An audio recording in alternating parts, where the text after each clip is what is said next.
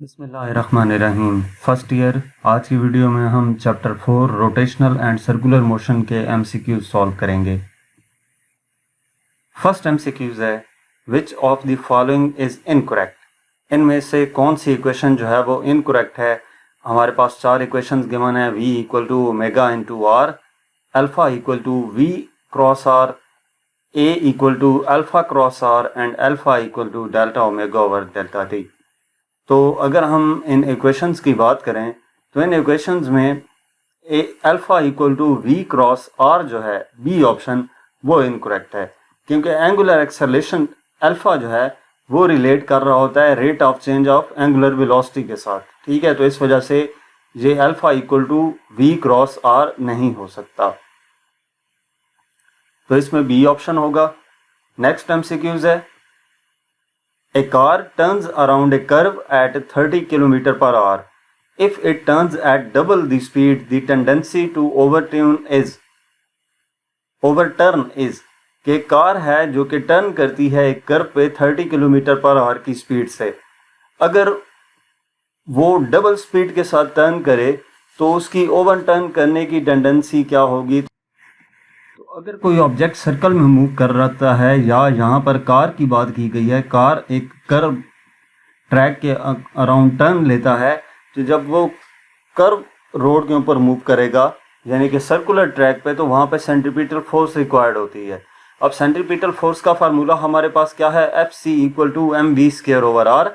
तो इसमें उसने ये कहा है कि अगर वो वेलोसिटी जो स्पीड है वो डबल कर ले तो v को हम 2v पुट कर देते हैं, न्यू सेंट्रीपिटल फोर्स हमारे पास आ जाएगी m F C prime equal to m v prime square over r. Velocity को डबल कर दिया, 2v कर दिया, 2 का स्क्वायर 4 पहले आ गया, m v square over r. M v square over r F C के इक्वल था, तो इसका मतलब ये है कि 4 टाइम्स इंक्रीज कर जाएगी सेंट्रीपिटल फोर्स। ठीक है, तो इसका ऑप्शन बी करेक्ट होगा, क्वाड्रपल।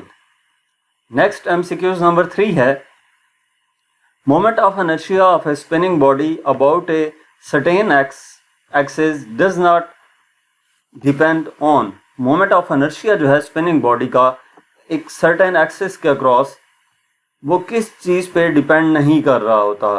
तो अगर हम moment of inertia की बात करें तो moment of inertia का हमारे पास फार्मूला होता है I equal to summation m r square. अब इसके हिसाब से हम देखें तो उसने कहा है किस चीज पे डिपेंड नहीं, डज नॉट डिपेंड ऑन, किस चीज पे डिपेंड नहीं कर रहा होता। Distribution of mass around the axis, orientation of the axis, mass of the body, angular velocity of the body. तो इस इक्वेशन में आपको कहीं भी एंगुलर वेलोसिटी नजर नहीं आ रही। एंगुलर वेलोसिटी क्या है, ओमेगा।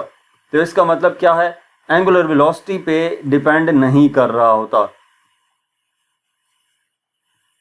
नेक्स्ट MCQs नंबर 4 है the change in angular momentum of a rod when a torque of 2.5 newton metre is acted upon it for 2 seconds is. Change in angular momentum rod पे कितना होगा, torque की value given है और time हमें given है। तो अगर हम एंगुलर मोमेंटम की बात करें, एंगुलर मोमेंटम को डेल्टा एल से रिप्रेजेंट किया जाता है, जिसका formula delta L equal to tau delta t है। वैल्यूज पुट करें तो 5 जॉल सेकेंड आ जाता है, सी ऑप्शन करेक्ट है। नेक्स्ट एमसीक्यूज नंबर 5 है if size of the wings of a fan is increased its rotational speed for the same voltage and current will be. अगर fan जो है सीलिंग फैन है, let's suppose उसके wings की जो length है वो इंक्रीज कर दी जाती है तो उसकी rotational speed is increase its rotational speed for the same voltage and current will B. उसकी रोटेशनल स्पीड पे क्या इफेक्ट पड़ेगा। तो अगर हम रोटेशनल स्पीड की बात करें तो जब हम साइज विंग्स का इंक्रीज कर देंगे, लेंथ इंक्रीज कर देंगे, तो उसका मोमेंट ऑफ इनर्शिया इंक्रीज कर जाएगा और मोमेंट ऑफ इनर्शिया इंक्रीज होने के साथ साथ एयर रेजिस्टेंस का भी उसको ज़्यादा सामना करना पड़ेगा, क्योंकि लेंथ इंक्रीज किया है तो उतनी ज़्यादा एयर रेजिस्टेंस का भी उसको सामना करना पड़ेगा। For the same voltage and current, the motor produces the same torque but has to overcome the increased inertia and drag leading into decrease in rotational speed। यानी कि जब हमने लेंथ इंक्रीज कर दिया तो एयर रेजिस्टेंस भी तो उसको ज़्यादा सामना करना पड़ेगा। एयर रेजिस्टेंस जब ज़्यादा होगी तो रोटेशनल इनर्शिया उसका डिक्रीज कर जाएगा। ठीक है, इसी वजह से आपने ये देखा हुआ है कि अगर फैन जो होता है उसकी लेंथ हम फैन की जो पर होते हैं उनकी लेंथ इंक्रीज कर दें तो रोटेशनल स्पीड जो है वो इसकी डिक्रीज कर जाती है, तो इसका बी ऑप्शन होगा डिक्रीज। नेक्स्ट एमसीक्यूज नंबर 6 है, in a body angular acceleration is produced by. किसी भी बॉडी में एंगुलर एक्सेलरेशन कैसे प्रोड्यूस किया जाता है? नेट फोर्स से, पावर से, प्रेशर से या नेट टॉर्क से। तो एंगुलर एक्सेलरेशन की अगर हम बात करें तो एंगुलर एक्सेलरेशन का जो फार्मूला है वो हमारे पास होता है alpha equal to tau over I, torque divided by I. ठीक है, इसका मतलब क्या है कि टॉर्क और आई पे डिपेंड कर रहा है जो एंगुलर एक्सेलरेशन है। तो इसमें से कौन सा ऑप्शन यहां पर गिवन है? एक्सेलरेशन नेट टॉर्क की वजह से प्रोड्यूस होगा, डी ऑप्शन गिवन है हमें नेट टॉर्क, तो ये डी ऑप्शन करेक्ट है। मोमेंट ऑफ इनर्शिया अगर गिवन होता तो वो करेक्ट होता, आई पे भी डिपेंड कर रहा है, और अगर बोथ होते तो ऐसा ऑप्शन होता जिसमें बोथ लिखा होता तो उसके लिए दोनों बोथ वाला ऑप्शन करेक्ट होता। नेक्स्ट एमसीक्यूज नंबर 7 है, an astronaut feels weightless inside the international space station, it is because the international space station is. एक एस्ट्रोनॉट जो है वो वेटलेसनेस फील करता है, यानी कि उसको अपना वेट फील नहीं होता इंटरनेशनल स्पेस स्टेशन में। इसकी रीजन क्या है?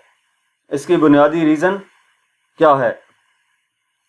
कि वो स्पेस स्टेशन जो है outside the gravitational field of earth है, फ्रीली फॉल कर रहा है, रेस्ट पे है या इन मोशन है। तो अगर हम स्पेस स्टेशन की बात करें तो जो स्पेस स्टेशन है वो बेसिकली फ्री फॉल हो रहा होता है टूवर्ड्स द अर्थ। तो फ्री फॉल की वजह से उसका जो अंदर एस्ट्रोनॉट मौजूद होते हैं उनको अपनी जो वेट है वो वेटलेसनेस वाली कंडीशन उनके लिए हो जाती है कि उनको वेट फील नहीं होता। तो इसका मतलब क्या है? बी ऑप्शन करेक्ट है, क्योंकि इंटरनेशनल स्पेस स्टेशन जो है वो फ्री फॉल कर रहा होता है। नेक्स्ट, जहां तक हमारे पास इस चैप्टर के एमसीक्यूज थे, मजीद किसी भी चैप्टर की एक्सरसाइज का सलूशन देखने के लिए हमारा चैनल विजिट करें। इसके अलावा अगर आप किसी भी सब्जेक्ट की ऑनलाइन जो होम ट्यूशन पढ़ना चाहते हैं तो हमसे व्हाट्सएप पे कांटेक्ट कर सकते हैं। Thank you.